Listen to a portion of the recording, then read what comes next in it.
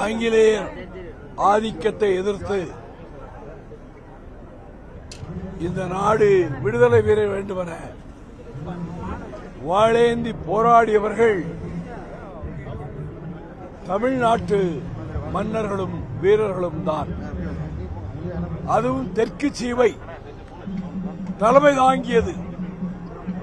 மாமன்னர் நெற்கட்டுஞ்சேவல் பூலித்தேவர் களக்காடு போர்க்களத்திலும் வாசுதேவநல்லூர் போர்க்களத்திலும் பிரிட்டிஷ் படைகளை தோற்கடித்தார். கடைசி போரில் சங்கரங்கோயில் ஆலயத்துக்குள்ளே சென்றவர் திரும்ப வெளியே வரவே இல்லை. இன்று வரை அது மர்மமாகவே இருக்கிறது.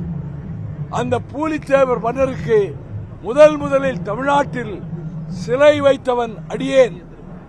நானும் என் தம்பி ரவிச்சந்திரனும் மணிமண்டபம் கட்டி பூலித்தேவர் சிலையை நாங்கள் நிறுவினோம்.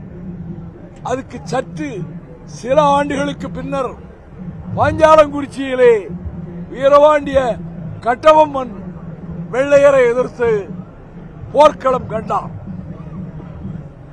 பீரங்கிகள் ஏராளமாக வந்து தாக்கியதில் அவர்கள் கோட்டையை விட்டு வெளியேற வேண்டிய நிலை ஏற்பட்டு புதுக்கோட்டை தொண்டைமானால் காட்டிக் கொடுக்கப்பட்டு கட்டபொம்மன் கயத்தாற்றிலே தூக்கிலிடப்பட்டார்.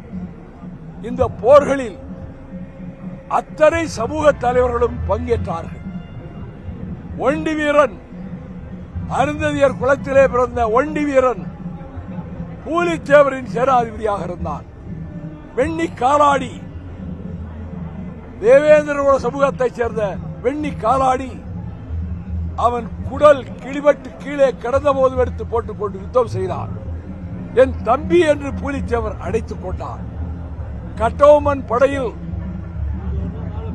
வீரன் வெள்ளையத்தேவனும் வீரன் சுந்தரலிங்கமும் ஒட்டிப்பகடையும் கட்டக்கற்பரும் இருந்து போரிட்டார்கள்.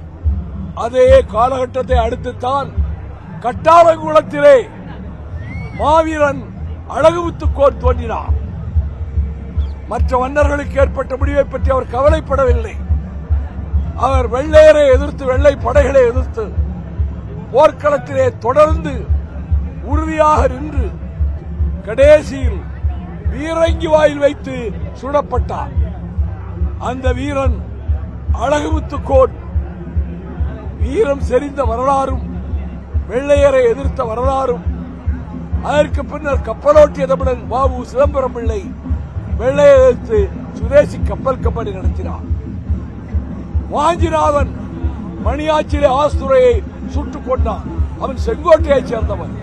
ஆக தென் மாவட்ட மக்கள், மன்னர்கள், பிறகு மருதுபாண்டியர்கள் சிவகங்கையிலே வெள்ளை எதிர்த்து போர்க்காலம் கண்டார்கள். முதலில் ஜெயித்தார்கள்.